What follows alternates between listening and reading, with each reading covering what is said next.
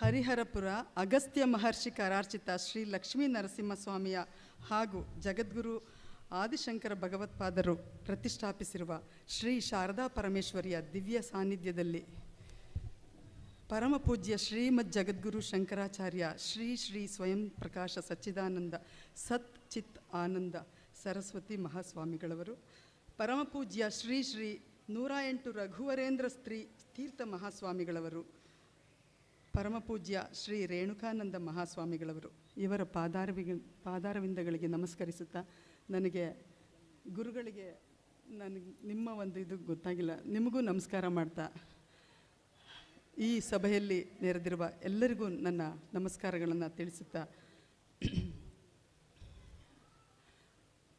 ಏಸು ಕಾಯಂಗಳ ಕಳೆದು 84 ಲಕ್ಷ ಜೀವರಾಶಿಯನ್ನು ದಾಟಿ ಬಂದ ಈ ಶರೀರ ತಾನಲ್ಲ ತನ್ನದಲ್ಲ, ತಾನಲ್ಲ ತನ್ನದಲ್ಲ, ಆಸೆ ತರವಲ್ಲ, ಮುಂದೆ ಬಾಹೋದೆಲ್ಲ, ದಾಸನಾಗು ವಿಶೇಷನಾಗು, ದಾಸನಾಗು ವಿಶೇಷನಾಗು. ಗುರುಗಳೇ, ನಾವು ವಿಶೇಷತೆ ಹೊಂದಬೇಕು ಅಂದರೆ ನಿಮ್ಮಂಥ ಗುರುಗಳು ಸಿಗಬೇಕು ಅಂತ ನನ್ನ ಭಾವನೆ. ಯಾಕೆಂದರೆ ಈ 84 ಲಕ್ಷ ಜೀವರಾಶಿಯನ್ನು ದಾಟಿ ಬಂದಿರುವಂತಹ ಈ ಶರೀರವನ್ನು ನಾನು ಒಂದು ಕಾಲದಲ್ಲಿ ಒಂದು ಸ್ಕೂಲ್ಗೆ ಹೋಗಬೇಕು ಅಂತ ಅಂದರೆ ಒಂದು 4 ಕಿಲೋಮೀಟ್ರ್ 5 ಕಿಲೋಮೀಟ್ರು 6 ಕಿಲೋಮೀಟ್ರ್ ನಡ್ಕೊಂಡು ಹೋಗೋದು, 6 ಕಿಲೋಮೀಟ್ರ್ ನಡ್ಕೊಂಬರೋದು. ಮಧ್ಯದಲ್ಲಿ ಮಳೆ ಬಂತು ಅಂತಂದರೆ ತೊರೆ ತುಂಬ್ಕೊಂಡ್ಬಿಡ್ತಾಯಿತ್ತು. ಆ ತೊರೆನಲ್ಲಿ ಈಜ್ಕೊಂಡು ಹೋಗ್ತಿದ್ವಿ, ಇಲ್ಲಾಂದರೆ ಆಟ ಆಡ್ಕೊಂಡು ಹೋಗ್ತಿದ್ವಿ, ಇಲ್ಲಾಂದರೆ ಮರ ಹತ್ತಿ ಆ ಕಡೆಗೆ ನೆಗೆದು ಬಿಡ್ತಿದ್ವಿ. ಅಷ್ಟು ಒರಟೊರಟಾಗಿ ಬೆಳೆದಿದ್ದೀನಿ ಅಂತ ಹೇಳ್ಬೋದು. ಅಷ್ಟು ತುಂಬ ಒಂದು ಗಂಡುಬೀರಿ ಥರ ಬೆಳೆದ್ಬಿಟ್ಟೆ ನಾನು. ಹಾಗೆ ಒಂದು ಕಾಲೇಜು ಇನ್ನೊಂದು ಮುಗಿಸ್ಕೊಂಡು ಈ ಮದುವೆ ಅಂತ ಒಂದು ಸಂಸಾರದ ಸಾಗರದಲ್ಲಿ ಮುಳುಗಿ ಆ ಒಂದು ತೇಲ್ತಾ ಇದ್ದೀನಿ ಅಂತ ಅಂದರೆ ಆ ತೇಲ್ಸೋ ಕೆಲಸ ನೀವು ಮಾಡಿದ್ದೀರಾ ಅಂತ ಹೇಳ್ಬೋದು ಗುರುಗಳೇ. ಯಾಕೆಂದರೆ ಒಂದು ಸಂಸಾರದಲ್ಲಿ ಇಳಿದ ಮೇಲೆ ನಾನು, ನನ್ನದು, ನನ್ನ ಮಕ್ಕಳು, ನನ್ನ ಗಂಡ, ನನ್ನ ಸಂಸಾರ, ನಂದು ಅನ್ನೋ ಆ ಒಂದು ಭ್ರಮೆನಲ್ಲೇ ಬದುಕ್ತಾ ಇರ್ತೀವಿ. ಆದರೆ ಈ ಒಂದು ಪಂಚಭೂತಗಳನ್ನ ನಾವೇನು ಉಪಯೋಗಿಸ್ಕೋತಾ ಇದ್ದೀವೋ ಆ ಒಂದು ಪಂಚಭೂತಕ್ಕೂ ನಾವೇನಾದರೂ ಕೊಡಬೇಕು ಅಂತ ಅಂದರೆ, ನಾವೇನಾದರೂ ಸಮಾಜಕ್ಕೆ ಏನಾದರೂ ಮಾಡಬೇಕು ಅನ್ನೋ ಒಂದು ಭಾವನೆನ ಬರೆಸಿದ್ದೇ ನಮ್ಮ ಯಜಮಾನರು ಅಂತ ಹೇಳ್ಬೋದು. ಹಾಗೆ ನಮ್ಮ ಅತ್ತೆಯವರು ಕೂಡ ನಾನು ಯಾವುದೇ ಕೆಲಸ ಮಾಡಲಿ, ನಾನು ಓದ್ತೀನಿ ಅಂದರೆ ಓದು ಅಂತಿದ್ರು, ಕೆಲಸ ಯಾವ್ದು ಮಾಡ್ತೀನಿ ಅಂದರು ಮಾಡು, ನಾನು ನಿನಗೇನು ಬೇಕೋ ಸಪೋರ್ಟ್ ಮಾಡ್ತೀನಿ ಅಂತ ಹೇಳಿ ಮಾಡ್ತಾಯಿದ್ರು.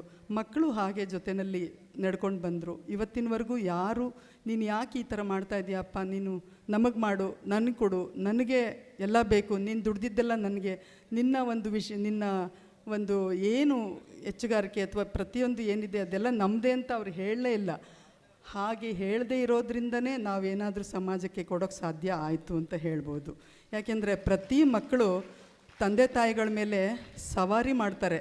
ಇದೆಲ್ಲ ನಂದು, ಅವ್ರು ದುಡಿತಾರೋ ಬಿಡ್ತಾರೋ ಗೊತ್ತಿಲ್ಲ, ಇದೆಲ್ಲ ನಂದು ಅಂತ ಸವಾರಿ ಮಾಡಿ ಬದುಕ್ತಾರೆ. ಆದರೆ ಹಾಗೆ ನಮ್ಮ ಸಂಸಾರದಲ್ಲಿ ಅಂಥ ಮಕ್ಕಳಿಲ್ಲ ಅಂತ ಹೇಳೋದಕ್ಕೆ ಹೆಮ್ಮೆ ಪಡ್ತೀನಿ. ಇವತ್ತು ಮಕ್ಕಳಿರಬೇಕಾಗಿತ್ತು, ಹಾಗೂ ನಮ್ಮ ಯಜಮಾನರು ಇರಬೇಕಾಗಿತ್ತು.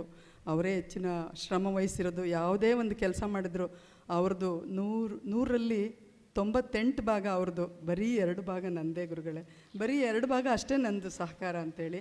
ಆದರೂ ಈ ಒಂದು ಏನು ಕಾರ್ಯಗಳು, ಏನು ಕೆಲಸಗಳು ಈ ಜನ್ಮಕ್ಕೆ ಮುಗಿಬೇಕು ಅಂತ ಅಂದ್ಕೊಂಡಿದ್ದ ಕೆಲಸಗಳನ್ನ ಮುಗಿಸೋದಕ್ಕೆ ಸಾಧ್ಯ ಆಯಿತು ಅಂದರೆ ಅದು ನಿಮ್ಮ ಸಾನ್ನಿಧ್ಯಕ್ಕೆ ಬಂದ ಮೇಲೆ ಅಂತಲೇ ನಾನು ಇನ್ನೊಂದು ಸತಿ ಘಂಟಾಘೋಷವಾಗಿ ಹೇಳ್ತೀನಿ. ಗುರು ಕೃಪೆ ಇದ್ದರೆ ಯಾವ ಒಂದು ಸಾಗರನ ಬೇಕಾದರೂ ದಾಟ್ಬೋದು ಅಂತ ಅನ್ನೋ ಒಂದು ಧೈರ್ಯ ಬಂದು ಇವತ್ತಿಗೂ ಧೈರ್ಯವಾಗಿ ಹೇಳಿಬಿಟ್ರು ನಮ್ಮ ಯಜಮಾನರು. ಇನ್ನೂ 2 ಕೆಲಸ ಇದೆ ಗುರುಗಳೇ, ಅದು ನಿಮ್ಮ ಒಂದು ಆಶೀರ್ವಾದದ ಮೂಲಕನೇ ಆಗಬೇಕು ಅಂತ ಹೇಳಿದ್ದಾರೆ. ಅದು ಆಗುತ್ತೆ ಅನ್ನೋ ಭಾವನೆ ನನಗಿದೆ. ನಿಮ್ಮ ಆಶೀರ್ವಾದ ಹೊಂದಿದ್ರೆ ಆ ಕೆಲಸನೂ ಪರಿಪೂರ್ಣ ಮಾಡ್ತೀವಿ. ಪ್ರತಿಯೊಬ್ಬರು ಕೇಳ್ತಾರೆ, ಇವತ್ತಿನ ಕಾಲದಲ್ಲಿ ಕೋವಿಡ್ ಬಂದಿದೆ, ಅವರಿಗೆ ವಿದ್ಯೆ ಅಗತ್ಯವಿದೆ, ಅಥವಾ ಆಸ್ಪತ್ರೆ ಒಂದು ಆಸ್ಪತ್ರೆಗೆ ಏನು ಬೇಕೋ ಖರ್ಚಿನ ಅಗತ್ಯವಿದೆ, ಬೇಕಾದಷ್ಟು ಅಗತ್ಯಗಳು ಬೇಕಾದಷ್ಟಿದೆ. ನಾವು ಆ ಕೆಲಸನೂ ಮಾಡ್ಬೋದು. ನನಗೂ ಒಂದು ಸ್ಕೂಲಿನ ಒಂದು ಕನಸಿದೆ, ಸ್ಕೂಲ್ ಮಾಡಬೇಕು, ಒಂದು ಮಕ್ಕಳಿಗೆ ಗುರುಕುಲದ ಥರ ಕೆಲಸ ಮಾಡಬೇಕು ಅಂತ ಒಂದು ಆಸೆ ಇದೆ. ಅದೊಂದು ಆಗಲಿ ಅಂತ ಈ ಗುರು ಒಂದು ಸಾನ್ನಿಧ್ಯದಲ್ಲಿ ಕೇಳ್ಕೊತಾ ಇದ್ದೀನಿ. ಆ ಒಂದು ಆಗಲಿ, ಮುಂದಿನ ಜನ್ರೇಷನ್ ಆದರೂ ಮುಂದಕ್ಕೆ ಬೆಳಿಬೇಕು ಅಂತ ಆ ಒಂದು ಕಾರಣದಿಂದನೇ ಹೇಳ್ತಾ ಇದ್ದೀನಿ. ಬೀರೂರಿಗೆ ಇನ್ನೊಮ್ಮೆ ಬರಬೇಕು ನೀವು. ನಮ್ಮ ಎಲ್ಲ ಮಕ್ಕಳನ್ನು ಸೇರಿಸ್ತೀನಿ ಒಂದು ಕಡೆ, ಸೇರಿಸೋಣ ಎಲ್ಲ ಸೇರಿ. ಸೇರಿಸೋದ್ರ ಮೂಲಕ ಅವ್ರಿಗೆಲ್ಲರಿಗೂ ಸಮಾನ ಸಂಸ್ಕಾರ ಕಾರ್ಯಾಗಾರ ಏನು ಮಾಡಿಕೊಡ್ತಾ ಇದ್ದೀರಾ, ಅದು ನಮ್ಮ ಕ್ಷೇತ್ರದಲ್ಲೂ ನಮ್ಮ ಬೀರೂರಿನಲ್ಲೂ ಆಗಬೇಕು, ಆ ಮಕ್ಕಳಿಗೂ ಸಿಗಬೇಕು ನಿಮ್ಮ ಒಂದು ಆಶೀರ್ವಚನ. ಆಶೀರ್ವಚನ ಅಂದರೆ ಬರೀ ಧಾರ್ಮಿಕ ಅಥವಾ ಬರೀ ಆಧ್ಯಾತ್ಮಿಕ ಅಲ್ವೇ ಅಲ್ಲ, ನಿಮ್ಮದೆಲ್ಲ ಬರೀ ಸೈಂಟಿಫಿಕ್ ರೀಸನ್ ಇಟ್ಕೊಂಡೇ ಮಾತಾಡ್ತೀರಾ. ನನಗೆ ಅದಕ್ಕೆ ನಿಮಗೆ ಹ್ಯಾಟ್ಸ್ ಆಫ್ ಅಂತ ಹೇಳ್ತಿದ್ದೀನಿ ಗುರುಗಳೇ. ನಿಜವಾಗ್ಲೂ ಆ ಒಂದು ಬೆಂಗಳೂರಿನಲ್ಲಿ ನಾನು ನಿಮ್ಮ ಒಂದು ಕಾರ್ಯಕ್ರಮ ನೋಡಿದ್ನಲ್ಲ, ಎಷ್ಟು ಖುಷಿ ಆಯಿತು ಅಂದರೆ ಅವರ ಮಕ್ಕಳ ಚಿಂತನೆ, ಆ ಚಿಂತನೆಗೆ ಸರಿ ಸಮಾನವಾಗಿ ಎಷ್ಟು ಚೆನ್ನಾಗಿ ತಕ್ಷಣ ಉತ್ತರ ಕೊಟ್ಕೊಂಡು ಬಂದಿದ್ದೀರಾ ಅಂದರೆ, ಇಂಥ ಒಂದು ಸಮಾಜ ಇವತ್ತಿನ ಸಮಾಜಕ್ಕೆ ಈ ಥರದ ಗುರುಗಳ ಅಗತ್ಯ ತುಂಬ ಇದೆ.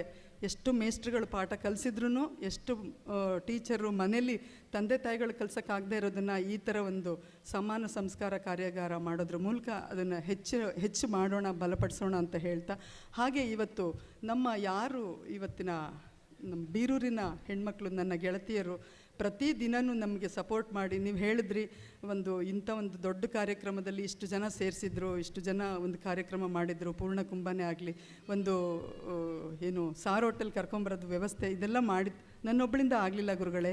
ಇದನ್ನು ಬೀರೂರಿನ ಸಮಸ್ತ ಜನರು ಮಾಡಿದ್ದಾರೆ. ಜೊತೆಗೆ ನಮ್ಮ ಇಲ್ಲಿ ಅಕ್ಕ ತಂಗಿರು ಯಾರು ಬಂದಿದ್ದಾರೆ ಅವರೆಲ್ಲರೂ ನಮ್ಮ ಜೊತೆ ಕೈ ಜೋಡಿಸಿದ್ದಾರೆ. ಪೂರ್ಣ ಕುಂಭದ ಬಳಗ ಅಂತ ಹೇಳ್ತೀವಿ ಅದಕ್ಕೆ. ಒಂದು ಬಳಗದಲ್ಲಿ ಇವರೆಲ್ಲ ಸೇರಿ ಕೈ ಜೋಡಿಸಿದ್ದಾರೆ. ಅದಕ್ಕೆ ಸಾರಥಿಯಾಗಿ ನಮ್ಮ ಮೈತ್ರಿ ಮೇಡಮ್ ಇದ್ದಾರೆ. ಮೈತ್ರಿ ಆ ಒಂದು ಜಾಗಕ್ಕೆ ಅದು ಯಾವ ಗಳಿಗೆನಲ್ಲಿ ಬೀರೂರಿ ಕಾಲಿಟ್ಟರೋ ಪ್ರತಿಯೊಬ್ಬರು ಬಾಯಿನಲ್ಲೂ ಸೌಂದರ್ಯ ಲಹರಿ ಹಾಗೂ ಲಲಿತಾ ಸಹಸ್ರನಾಮದಂತಹ ಆ ಒಂದು ನುಡಿಗಳನ್ನ ನುಡಿಸ್ತಾ ಇದ್ದಾರೆ ಅಂತಂದರೆ ಅದು ಆ ಒಂದು ಕ್ರೆಡಿಟ್ ಅವ್ರಿಗೆ ಸಲ್ಲಬೇಕು. ಈ ಒಂದು ಸನ್ನಿಧಾನದ ಹೇಳ್ತಾ ಇದ್ದೀನಿ, ಅವರು ಫಲ ಅವ್ರಿಗೆ ಸಿಗಬೇಕು ಅಂತ ಹೇಳ್ತಾ ಇದ್ದೀನಿ. ಇವತ್ತಿಷ್ಟು ಜನ ಬರೋದಕ್ಕೆ ಅವರು ಕಾರಣ, ಪ್ರತಿಯೊಬ್ಬರು ಕಾರಣ ಆಗಿದ್ದಾರೆ. ಅದರಿಂದ ಈ ಒಂದು ಯಾವುದೇ ಒಂದು ಕೆಲಸ ಮಾಡಬೇಕು ಅಂದರೆ ಟೀಮ್ ವರ್ಕ್ ಅಂತ ಹೇಳ್ತಾರಲ್ಲ, ಆ ಟೀಮ್ ತುಂಬ ಚೆನ್ನಾಗಿದೆ. ಮುಂದಿನ ದಿನಗಳಲ್ಲಿ ರಜತ ಮಹೋತ್ಸವವನ್ನು ಆಚರಿಸೋಣ. ಏನು ಶಕ್ತಿ ಆಗುತ್ತೋ, ಏನು ನಮ್ಮ ಸೇವೆ ನಿಮಗೆ ಅಗತ್ಯ ಇದೆಯೋ ಅದನ್ನು ನಾವು ಮಾಡ್ತಾ, ಹಾಗೆ ನಮ್ಮ ಬೀರೂರಿಗೆ ಇನ್ನೊಂದು ಸತಿ ಬಂದು ಆ ಕಾರ್ಯಾಗಾರ ಮಾಡಿಕೊಡ್ಬೇಕು ಅಂತ ಹೇಳ್ತಾ ಗುರುಗಳ ಪಾದಕ್ಕೆ, ಎಲ್ಲರ ಪಾದಕ್ಕೆ ನಮಸ್ಕರಿಸುತ್ತಾ ನನ್ನ 2 ಮಾತುಗಳನ್ನ ಮುಗಿಸ್ತಾ ಇದ್ದೀನಿ. ಇನ್ನೊಂದು ವಿಚಾರ ಹೇಳೋಕ್ಕೆ ಇಷ್ಟಪಡ್ತೀನಿ. ನಾವು ಯಾವುದೇ ದೇವಸ್ಥಾನ ಕೆಲಸ ಮಾಡ್ತಾಯಿದ್ದೀವಿ, ಯಾವುದು ಎಲ್ಲೂ ಕೂಡ ಹೊಸದಾಗಿ ನಾವು ದೇವಸ್ಥಾನದ ಕೆಲಸ ತಗೊಂಡಿಲ್ಲ. ಯಾವುದು ಅಜೀರ್ಣಾವಸ್ಥೆಯಲ್ಲಿದೆಯೋ ಆ ಒಂದು ದೇವಸ್ಥಾನಗಳನ್ನ ಮಾತ್ರ ಕೈ ಹಾಕಿ, ಆ ಒಂದು ದೇವಸ್ಥಾನ ಅಲ್ಲಿ ಆ ಊರಲ್ಲಿ ದೇವಸ್ಥಾನನೇ ಇಲ್ಲದೆ ಇರೋವಂಥ ಊರಿನಲ್ಲಿ ದೇವರ ಕೆಲಸವನ್ನು ಮಾಡಿ ಅವರಿಗೆ ಒಂದು ಸಮರ್ಪಣೆ ಮಾಡಿದ್ದೀವಿ, ಲೋಕಾರ್ಪಣೆ ಮಾಡಿದ್ದೀವಿ. ದಯವಿಟ್ಟು ನಮಗೆ ಹೊಸ ದೇವಸ್ಥಾನ ಅಂತ ನಾವು ಮಾಡಿಲ್ಲ, ಹಳೆ ದೇವಸ್ಥಾನಗಳನ್ನೇ ಜೀರ್ಣೋದ್ಧಾರ ಮಾಡಿರೋದು. ಅದೊಂದು ವಿಚಾರನ ನಿಮ್ಮ ಮುಂದೆ ಹೇಳೋದಕ್ಕೆ ಇಷ್ಟಪಡ್ತೀನಿ. ಧನ್ಯವಾದಗಳು. ನನಗೆ ಇಂಥ ಒಂದು ಸಂದರ್ಭವನ್ನು ಕಲ್ಪಿಸಿದಂತಹ ಹರಿಹರಪುರದ ಮಠಕ್ಕೆ, ನನ್ನ ದಿವ್ಯ ಒಂದು ಸಾನ್ನಿಧ್ಯಕ್ಕೆ ನಾನು ಯಾವಾಗಲೂ ಚಿರಋಣಿ ಆಗಿರ್ತೀನಿ. ನಾನು ಎಲ್ಲಿದ್ದೆ, ಕೂಚಳ್ಳಿ ಎನ್ನುವಂಥ ಒಂದು ಕುಗ್ರಾಮ, ಎಷ್ಟು ಚಿಕ್ಕ ಊರು ಅಂದರೆ ನಮ್ಮ ತಂದೆಗೆ, ಅಪ್ಪ ನಿಮ್ಗೆ ಎಷ್ಟಪ್ಪ ವಯಸ್ಸು ಅಂತಂದರೆ, ಹೋದ ವರ್ಷ ನನಗೆ 60 ಆಗಿತ್ತು ಕಣ್ಲ, ಈ ವರ್ಷ 70 ಆಗಿರ್ಬೋದು, ಆ ಥರದ್ದು ನಮ್ಮ ತಂದೆ ಇದ್ದಿದ್ದು. ನಮ್ಮ ಅಮ್ಮನಿಗೆ ನಮ್ಮ ಯಜಮಾನರು ಪ್ರಶ್ನೆ ಮಾಡ್ತಾರೆ, ಇವ್ರನ್ನ ಎಲ್ಲಿ ಹೆತ್ರಿ ಅತ್ತೆ, ದಯವಿಟ್ಟು ತಮಾಷೆಯಾಗಿ ತಗೊಳ್ಳಿ, ನಿಮ್ಮ ಮಗಳು ಎಲ್ಲೆತ್ರಿ ನೀವು ಇವಳು ನೋಡಿದ್ರೆ ಬ್ರಾಹ್ಮಣರ ಹುಡುಗಿ ಥರ ಕಾಣಿಸ್ತಾಳೆ, ಏನತ್ತೆ, ಇಲ್ಲ ಅಲ್ಲಿ ಯಾರೂ ಬ್ರಾಹ್ಮಣರಿರಲಿಲ್ಲ ಅಂತ ನಮ್ಮಮ್ಮ ಹೇಳ್ತಾರೆ. ನಿಜವಾಗ್ಲೂ ಎಷ್ಟು ಇನ್ನೋಸೆಂಟ್ ದಂಪತಿಗಳು ಅಂದರೆ, ಅಂಥವ್ರ ಹೊಟ್ಟೆನಲ್ಲಿ ನಾನು ಹುಟ್ಟಿದ್ದು. ಹಾಗೆ ನಮ್ಮ ಮಾವ ಇವರೆಲ್ಲ ನಮಗೆ ಕಾರಣಕರ್ತರು, ತಾತ ಮಾವ ಅವರೆಲ್ಲ ನಮ್ಮನ್ನು ಸಾಕಿ ಬೆಳೆಸಿ ಓದಿಸಿ ಒಂದು ಸ್ಥಾನಕ್ಕೆ ತಂದು ಮದುವೆ ಮಾಡಿದ ಮೇಲೆ, ಇಂಥ ಒಂದು ಸಂದರ್ಭದಲ್ಲಿ ತಗೊಳ್ತಾ ಒಂದು ಸಣ್ಣ ಪುಟ್ಟದ್ದು ತೊಗೊಂಡಿಲ್ಲ. ನಾನಿವತ್ತು ಗೌರವ ಸನ್ಮಾನನ, ದೊಡ್ಡ ಸನ್ಮಾನ ತೊಗೊಂಡಿದ್ದೀನಿ. ನಿಮ್ಮ ಚರಣಾರಂಭಗಳಿಗೆ ನಮಿಸುತ್ತಾ, ಇಂಥ ಒಂದು ದಿನವನ್ನು, ಇಂಥ ಒಂದು ದಿವ್ಯ ಕ್ಷಣವನ್ನು ಯಾವತ್ತೂ ಮರೆಯೋದಿಲ್ಲ ಅಂತ ಹೇಳ್ತಾ ನಮಸ್ಕಾರ ಮಾಡ್ತಾಯಿದ್ದೀನಿ. ಧನ್ಯವಾದಗಳು ಎಲ್ಲರಿಗೂ.